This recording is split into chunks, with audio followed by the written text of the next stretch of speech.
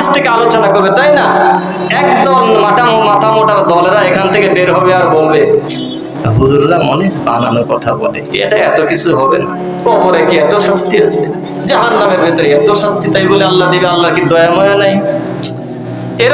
এরকম চিন্তা ভাবনা ওদের দিলের ভেতরে। আল্লাহ আমাদেরকে মাফ করে দেবে, এইরকম চিন্তা ভাবনা কিন্তু এক দলের আছে।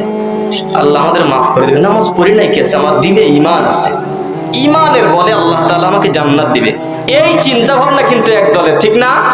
কথা বলেন না কেন? ঠিক তো নাকি? এই একদল, এই দলের কথাই আল্লাহ তাআলা বলতেছেন, যখন ওদেরকে জাহান্নামের ভেতরে গাট্টি বস্তা বাইন্দা ফুটবল মেরে জাহান্নামের ভেতরে যখন নিক্ষেপ করা হবে, তখন তারা বলবে, ওই জাহান্নামের কর্মরত ফেরেশতারা বলবে, আলাম ইয়াতিকুম নাযীর, তোমাদের কাছে কি কোনো ভীতি প্রদর্শনকারী যায় নাই? তোমরা কেন জাহান্নামী হয়েছো?